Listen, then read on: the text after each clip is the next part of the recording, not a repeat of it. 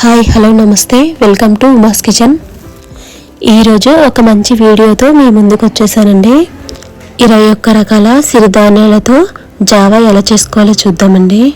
చిన్నపిల్లల నుంచి పెద్దవాళ్ళ వరకు ఎవరైనా సరే జావా తాగొచ్చండి. ఒక్కసారి ఈ జావా పిండి చేసి పెట్టుకున్నామంటే 2 నుంచి 3 నెలల వరకు నిలవ ఉంటుందండి. ఇక లేట్ చేయకుండా వీడియోలోకి వెళ్ళి ఎలా తయారు చేసుకోవాలో చూద్దాం. మన ఛానల్ ఎవరైనా కొత్త వారు చూసినట్లయితే సబ్స్క్రైబ్ చేసుకుని పక్కనే ఉన్న బెల్ ఐకాన్ని క్లిక్ చేయండి.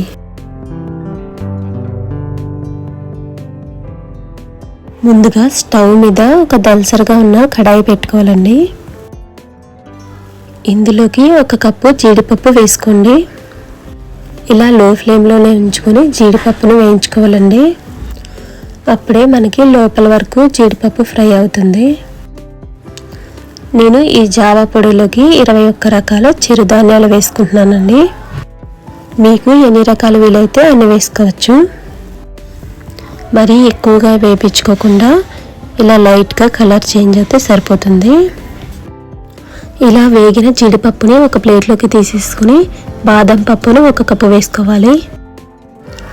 ఇదే విధంగా బాదం పప్పును కూడా వేయించుకోవాలండి. అలాగే నేను పిస్తా పప్పు కూడా వేసేసి వేయించేసుకుంటున్నాను. మరీ ఎక్కువగా వేయించుకోకూడదండి. ఒక 2 నిమిషాలు వేయించుకుంటే లో ఫ్లేమ్లో సరిపోతుంది. జస్ట్ మనకి పప్పులోని పచ్చిదనం పోతే సరిపోతుంది. ఇలా వేగిన వీటిని ఒక ప్లేట్లోకి తీసేసుకుందాం. ఇదే విధంగా 1 కప్పు వాల్నట్స్ కూడా తీసుకొని వేయించుకోవాలి. ఆల్రెడీ ప్యాన్ హీట్ ఎక్కింది కాబట్టి ఎక్కువ టైం పడదండి, చాలా తొందరగానే వేగిపోతాయి. ఇలా 2 నిమిషాలు వేయించేసరికి మంచి సువాసన వస్తుందండి. అప్పటి వరకు వేయించుకుంటే సరిపోతుంది. వాల్నట్స్ని కూడా ఇదే ప్లేట్లోకి తీసేసుకున్నాను. ఇప్పుడు నేను అవిసె గింజలు అదే కప్పుతో తీసుకున్నానండి. అవిసె గింజలకి వేగడానికి ఎక్కువ టైం పట్టదండి. 1 నిమిషం వేగేసరికి చిటపటమంటాయి. అప్పుడు మనం వీటిని ప్లేట్లోకి తీసేసుకోవాలి. ఇప్పుడు 1 కప్పు సన్ఫ్లవర్ సీడ్స్ వేసుకుంటున్నాను. నేనైతే అన్నీ 1 కప్పు తీసుకున్నానండి. దీనికి మెజర్మెంట్ ఏం లేదు. మీ అవైలబిలిటీ బట్టి ఈ పప్పులను ఎక్కువ తక్కువ కూడా తీసుకోవచ్చు. ఇదే విధంగా గుమ్మడి గింజలు కూడా వేయించి తీసేసుకోవాలి. మీకు కావాలనుకుంటే పుచ్చగింజలు, దోస గింజల పప్పు కూడా తీసుకోవచ్చండి.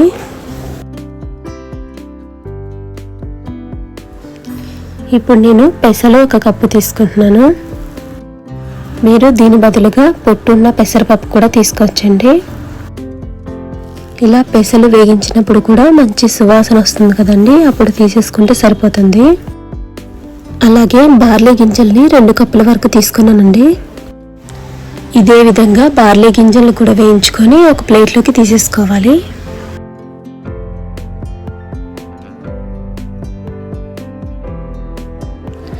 నేను ఇక్కడ సామలు 1 కప్పు తీసుకున్నానండి.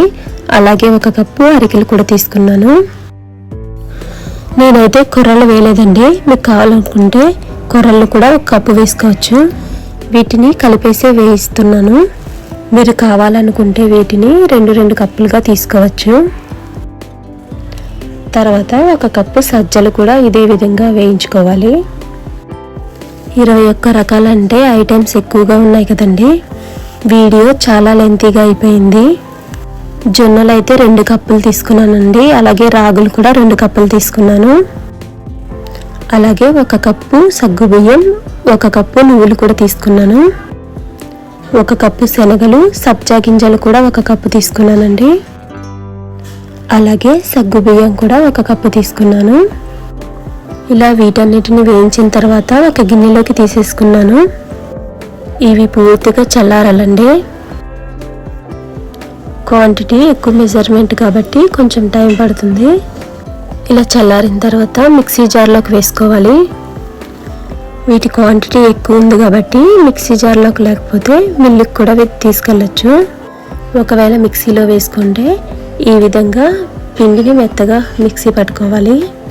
తర్వాత పిండిని మొత్తం ఇలా జల్లించేసుకోవాలి. అప్పుడే మనకి పిండి అనేది జావ చేసుకోవడానికి మెత్తగా ఉంటుంది. ఎక్కువ క్వాంటిటీ ఉంది కాబట్టి మిల్లుకి వేసుకున్నా కూడా పిండి బాగానే ఉంటుందండి. ఇలా ఒక డబ్బాలోకి పిండిని మొత్తం తీసేసుకున్నాను. పిండికి తడేమీ తగలకుండా ఉంటే 2-3 మంత్స్ కూడా పిండి పాడవకుండా ఉంటుంది. సగం పిండిని ఫ్రిడ్జ్లో స్టోర్ చేసుకున్నా కూడా చాలా రోజులు నిల్వ. ఒక గిన్నెలోకి 2 స్పూన్లు జావ పిండి తీసుకోవాలి.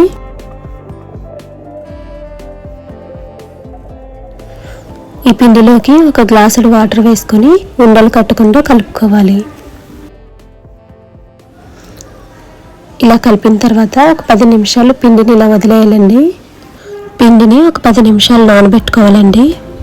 ఇప్పుడు జావ చేసుకోవడానికి స్టవ్ మీద ఒక గిన్నె పెట్టుకొని 2 గ్లాసులు వాటర్ వేసుకోవాలి. 2 టేబుల్ స్పూన్ల పిండికి 2 గ్లాసుల వాటర్ అయితే కరెక్ట్గా సరిపోతాయి. ఇలా నీళ్లు మరిగేలోపు పిండి కూడా చూడండి చక్కగా నానిపోయింది కదా. ఇలా నీళ్లు మరుగుతుండగానే పిండి మొత్తం వేసుకొని ఉండలు లేకుండా కలుపుకోవాలి. ఈ పిండిలోకి మనం 21 రకాలు వేసాం కాబట్టి ఒక 15 నిమిషాలను ఉడికించుకోవాలండి. ఇలా స్టవ్ని హై ఫ్లేమ్లో పెట్టుకుని ఒక గరిటెతో కదుపుకుంటూ ఉండాలి. ఒక 15 నిమిషాలకి పిండి చూడండి ఈ విధంగా చిక్కబడుతుంది కదా. ఇప్పుడు స్టవ్ని సిమ్లో పెట్టుకుని 2 నుంచి 3 నిమిషాలు కదుపుకుంటూ ఉడికించుకోవాలి. ఈ జావని మార్నింగ్ పిల్లలు స్కూల్కి వెళ్ళేటప్పుడు కూడా ఒక గ్లాస్ ఇవ్వచ్చండి. లేకపోతే సాయంత్రం స్కూల్ నుంచి వచ్చిన తర్వాత స్నాక్స్తో పాటు ఒక గ్లాస్ ఇవ్వండి. ఇలా 15 నిమిషాల పాటు ఉడికిన తర్వాత నేను ఒక గ్లాస్ జావని సపరేట్గా ఒక గిన్నెలోకి తీసుకుంటున్నాను. నేను ఈ జావని 2 భాగాలుగా చేశాను కదండి.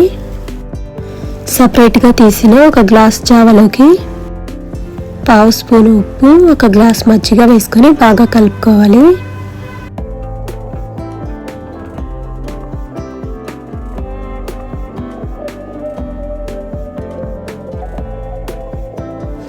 ఇప్పుడు మిగిలిన జావలోకి 1 స్పూన్ బెల్లం పొడి వేసుకొని కలుపుకోవాలి. అంతేనండి, ఎన్నో ఆరోగ్య ప్రయోజనాలున్న జావ అయితే రెడీ అయిపోయింది. తీపి ఇష్టపడే వాళ్ళు ఇలా బెల్లం పొడి వేసుకోవచ్చండి, లేకపోతే సాల్ట్ వేసుకున్నా కూడా బాగానే ఉంటుంది. మనం సాల్ట్ అన్నీ వేసాం కాబట్టి టేస్ట్ కూడా చాలా బాగుంటుందండి. పిల్లలు కూడా వద్దనకుండా తాగేస్తారు. తప్పకుండా ఈ రెసిపీ మీరు కూడా ట్రై చేయండి. ఈ వీడియో నచ్చినట్టయితే లైక్ చేయండి. మరిన్ని ఇలాంటి వీడియోల కోసం ఉమాస్ కిచెన్ ఛానల్ని సబ్స్క్రైబ్ చేసుకోండి. Thank you.